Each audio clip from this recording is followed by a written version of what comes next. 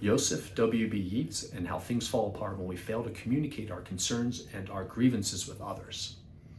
I think we can agree that communication is one of the hallmarks of a good relationship, and the ability to communicate our concerns and our grievances with other people, whether it's at the job or with our friends, family, for sure our spouse, children, is essential.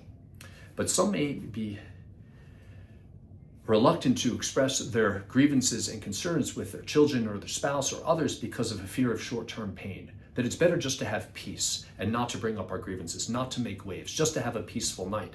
And I can assure you, by putting off these grievances and concerns that you have with people, especially your children and your spouse, putting off these things for a short-term peace will cause a much greater long-term pain.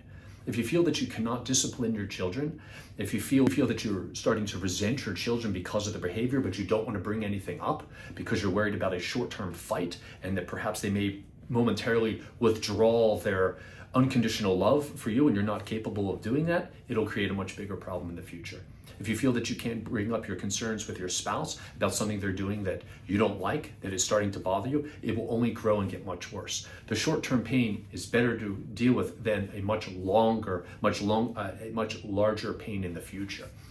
And a good example that I think illustrates this is the story of Joseph in the Hebrew Bible that many of us have been studying over the last few weeks. It's the longest running narrative in the Hebrew Bible, and I think the lesson is just as true today as it was thousands of years ago. It starts off with the story of Joseph in the land of Canaan, born to an elderly father and elderly mother. Rachel was his mother's name, and she was thought to be the favored wife of the patriarch Jacob.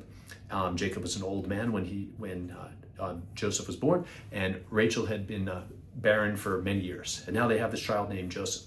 And from very early on, the other brothers born to Jacob's maidservants and other wife, it's obvious to them that Joseph is the favored son. Joseph is presented with this coat of many colors by his father Jacob as a symbol of the greater love for Joseph than the other siblings.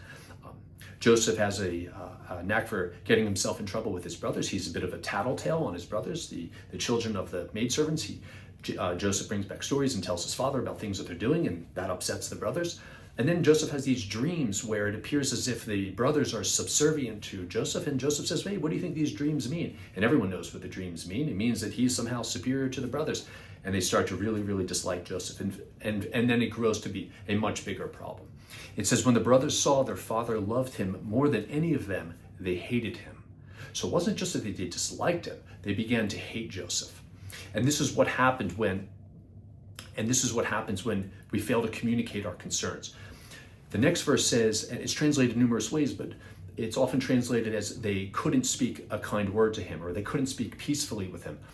But Rabbi Sachs says that it's better translated, it's more accurately translated as they could not speak him to peace, meaning they could not bring their concerns to Joseph. They couldn't bring their grievances to him and express them to him in a way that might have resolved their conflict. Like maybe, hey man, maybe you shouldn't wear this coat around us. We know this coat is a symbol of our dad's greater love for you. Maybe you don't wear the coat around us. How would that be? And maybe why don't you stop tattletaling on us to dad?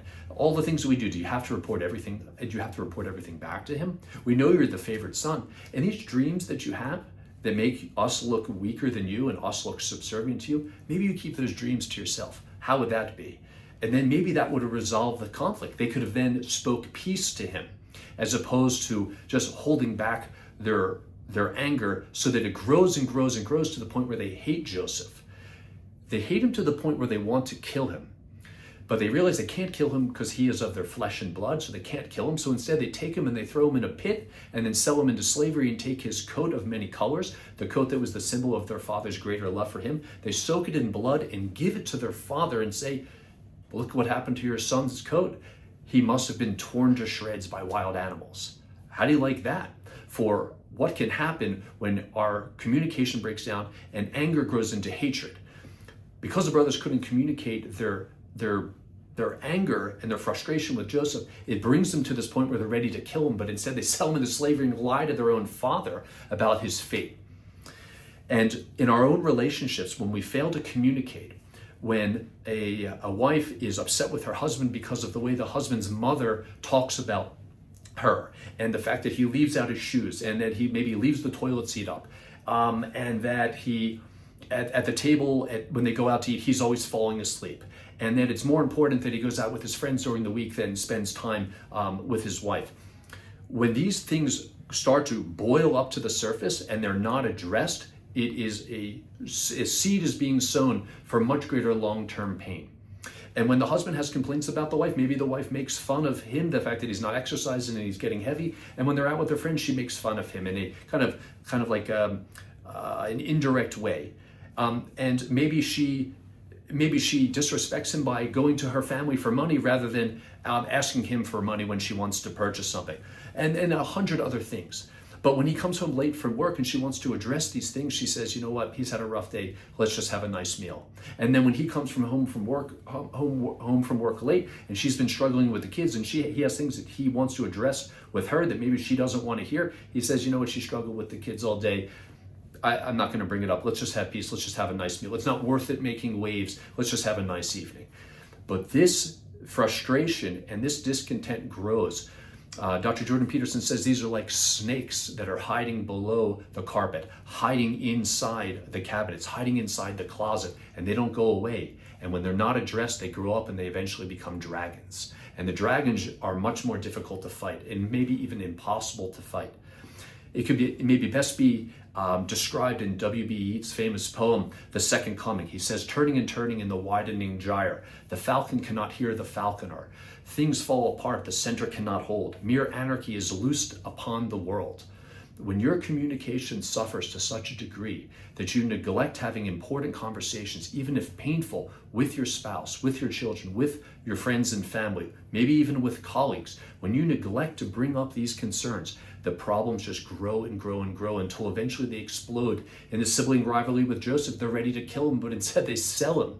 And in relationships, when issues are not addressed early on, they grow and the snakes become dragons. And it would have been easier to fight the snakes, although you might have gotten hurt, you might have gotten bit, but the bite from the snake is not nearly as bad as the bite from the dragon. Deal with the snakes when they're small. The problems in the relationship, deal with them as they come up.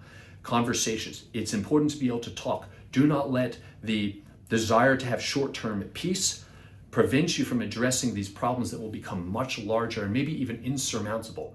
Do not fail to discipline your children because you're worried that they are going to scream and yell and protest and have a tantrum and maybe even withdraw in your mind, withdraw their unconditional love from you because you've given them a necessary rebuke and provided discipline. Because long-term, that lesson in discipline, that rebuke will cause them to respect you more and they'll grow up healthier, rather than neglecting your role as a parent and having the children grow up and to become a monster because they haven't had discipline when they were a child.